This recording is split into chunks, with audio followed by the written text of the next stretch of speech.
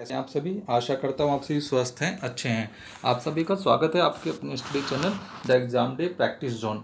शिक्षा निदेशालय राष्ट्रीय राजधानी क्षेत्र दिल्ली की तरफ से हमें आकलन कार्यपत्रक संख्या 3 प्राप्त हुई है, असेसमेंट वर्कशीट। इससे पहले 2 और असेसमेंट वर्कशीट आपको प्राप्त हो चुकी हैं, जिसको आपको समझाया जा चुका है। प्ले लिस्ट में जाकर के आप देख सकते हैं और समझ सकते हैं। तो असेसमेंट वर्कशीट कितना महत्व रखती है आपके लिए, कितने महत्वपूर्ण है, बताया जा चुका है। अगर कोई एग्ज़ाम नहीं हो पाता है या कोई असेसमेंट करना होगा टीचर को, तो आपको जो सॉल्यूशन आप इसका देंगे, चेक करवाएंगे, इसी के बेस पे आपके नंबर्स लगाए जाएंगे। तो इन असेसमेंट वर्क का जो ये 3rd वीक में आएंगी, ये ऑब्जेक्टिव टाइप के असेसमेंट वर्क होंगे, जिसको आप सबसे पहले आप खुद कीजिए। करने के बाद इससे मैच कीजिए कि आपके कितने आंसर सही हो रहे हैं। आप डायरेक्ट इसको सॉल्यूशन को नहीं कीजिए, आप पहले खुद कीजिए कि कौन सा ऑप्शन सही जा रहा है आपका, फिर मैच कीजिए और उसके बाद समझिए। चलिए स्टार्ट करते हैं। सामाजिक विज्ञान की कक्षा 9वीं क्लास की वर्कशीट है, 18 अगस्त 2021 की। विद्यार्थी अपना नाम लिखेंगे, कक्षा अध्यापक का नाम लिखेंगे। स्टार्ट करते हैं, समझते हैं, करते हैं। 1 से 10 तक के जो हैं एक एक नंबर के ये क्वेश्चन है। तो पहला क्वेश्चन क्या कह रहा है, सिंधु और सतलुज नदी के बीच स्थित हिमालय का भाग कहलाता है। सिंधु और सतलुज नदी के बीच के हिमालय का स्थित भाग क्या कहलाता है, बताइए। पंजाब हिमालय, कुमाऊं हिमालय, नेपाल हिमालय, या इनमें से कोई नहीं, बताइए। सही ऑप्शन जो है आपका, गेस कीजिए। सही ऑप्शन है ए, पंजाब हिमालय। दूसरा क्वेश्चन क्या है, निम्नलिखित में से हिमालय की किस श्रेणी को वृहद हिमालय के नाम से जाना जाता है। हिमालय के भाग को पढ़ा होगा आपने, उसमें वृहद हिमालय के नाम से किस श्रेणी को जाना जाता है, बताइए। हिमाचल श्रेणी को, या हिमाद्री श्रेणी को, शिवालिक श्रेणी को, या इनमें से कोई नहीं। तो देखिए, जो वृहद हिमालय के नाम से जाना जाता है वो राइट ऑप्शन जो है वो है बी, हिमाद्री श्रेणी को। 3rd क्वेश्चन क्या है, पश्चिमी घाट का सर्वोच्च शिखर है। पश्चिमी घाट का जो सर्वोच्च शिखर है वो कौन सा है, तो बताइए। महेंद्रगिरी, एवरेस्ट, अनाईमुड़ी, नंदा देवी। तो पश्चिमी घाट का जो सर्वोच्च शिखर है, राइट ऑप्शन गेस कीजिए आप। राइट ऑप्शन जो है पश्चिमी घाट का वो है अनाईमुड़ी, और पूर्वी घाट का महेंद्रगिरी। पूर्वी घाट का महेंद्रगिरी और पश्चिमी घाट का अनाईमुड़ी। 4th क्वेश्चन क्या कह रहा है, पुराने जलोढ़ के मैदान जो वेदिका जैसी आकृति बनाते हैं कहलाते हैं। पुराने जलोढ़ के मैदान जो वेदिका जैसी आकृति बनाते हैं क्या कहलाते हैं, भाबर, भांगर, खादर, या इनमें से कोई नहीं। तो देखिए, जो पुराने जलोढ़ के वेदिका मैदान जो है वेदिका जैसी आकृति जो बनाते हैं वो क्या है, भांगर। भांगर यानी कि पुरानी जलोढ़ मृदा जो होती है, और नई वाली खादर। तो ऐसा नहीं एग्जाम में ये पुरानी पूछ रहा है तो पुरानी आ जाएगा, ये भी पूछ सकता है कि नई जलोढ़ मृदा किसे कहते हैं।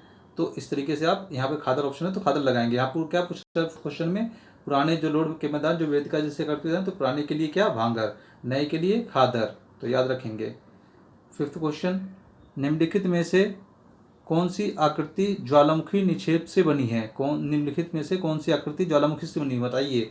हिमालय पर्वत क्या ज्वालामुखी से बना है, प्रायद्वीपीय पठार, उत्तर के मैदान, या भारतीय मरुस्थल, कौन सा है जो ज्वालामुखी निक्षेप से बनी है। तो जो हमारा राइट ऑप्शन है, गेस कीजिए। राइट ऑप्शन जो है बी, प्रायद्वीपीय पठार क्या है, ज्वालामुखी निक्षेप से बनी है। ज्वालामुखी के अंदर से जो लावा निकलता है उसके निक्षेप से बनी हुई है, ठीक है। 6th क्वेश्चन क्या कह रहा है, भारतीय रेगिस्तान में पाए जाने वाले बालू के अर्धचंद्राकार टीले को कहा जाता है। तो भारतीय रेगिस्तान में बालू के अर्धचंद्राकार बताया गया था आपको इस तरीके से। तो जो पाए जाते हैं, हाँ, इस तरीके से, तो उसको क्या कहते हैं, लूनी कहते हैं, या बरकान कहते हैं, मैकाल कहते हैं, या झील कहते हैं। तो इसको क्या कहते हैं, राइट ऑप्शन जो है बी, बरकान। तो इस तरीके से ये सही होता है। अब आप गेस कीजिए कि कितना सही हो रहा है आपका। ये क्वेश्चन जो है इसको समझना भी है, करना भी है, इस क्वेश्चन को भी समझना है। क्वेश्चन क्या कह रहा है समझिए। देखिए, 7 से 10 में 2 वक्तव्य जिन्हें कथन ए और कारण आर से निरूपित किया गया, यानी दोनों को रिलेट किया गया है, एक के साथ दूसरा रिलेट है, निरूपित किया गया है।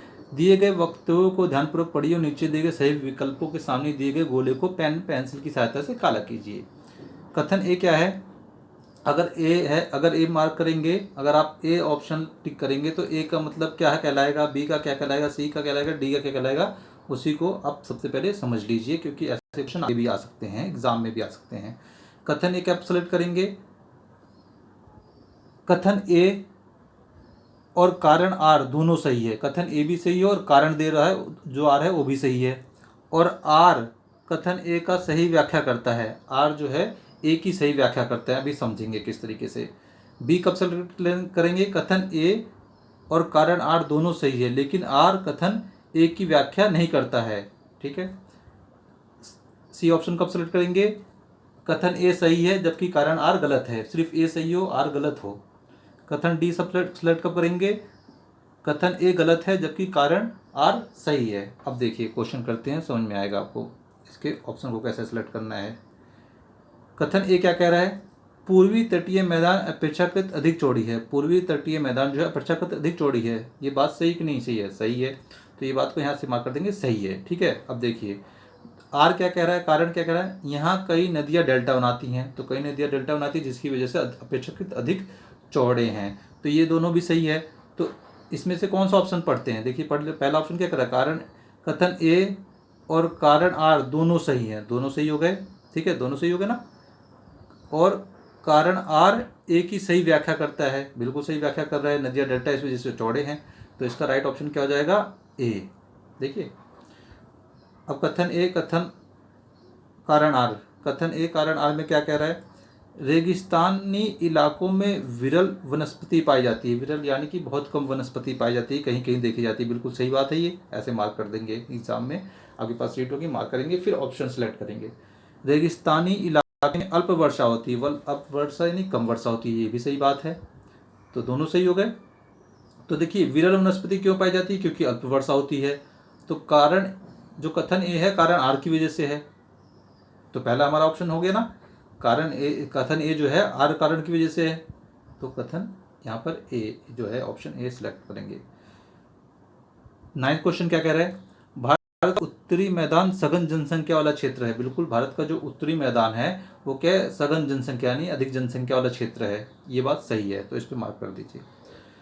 भारत का उत्तरी मैदान सपाट है और नदियों द्वारा लाए गए जलोढ़ से बना है। बिल्कुल, भारत का उत्तरी मैदान सपाट है जिसकी वजह से खेती हो पाता है, सड़कों का निर्माण हो पाता है, कोई घर बना सकते हैं आराम से। ठीक है, जल भराव ज़्यादा नहीं होता है। तो इस वजह से नदियों द्वारा लाए गए जलोढ़ से होता है। यहाँ का मैदानी भाग क्या है? जलोढ़ से निर्मित है। तो ये क्या है? सही बात है।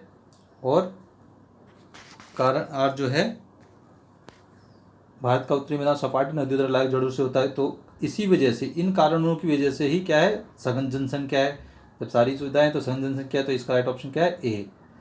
ए कारण सही है और आर उसकी सही व्याख्या कर रहा है। ठीक है। 10th क्वेश्चन क्या कह रहा है? 10th क्वेश्चन क्या कह रहा है? भारत का पठारी भाग खनिजों के मामले में समृद्ध है। भारत का जो पठारी भाग है खनिजों के मामले में समृद्ध है। सही बात है। भारत का प्रायद्वीपीय पठार नदियों द्वारा लाए गए जलोढ़ से होता है। तो नदियों द्वारा जलोढ़ से होता है? नहीं, ज्वालामुखी के निक्षेप से बना हुआ है। अभी हमने पढ़ा था, बताया था। भारत का प्रायद्वीपीय पठार नदियों द्वारा जलोढ़ से हुआ है, नहीं, गलत है।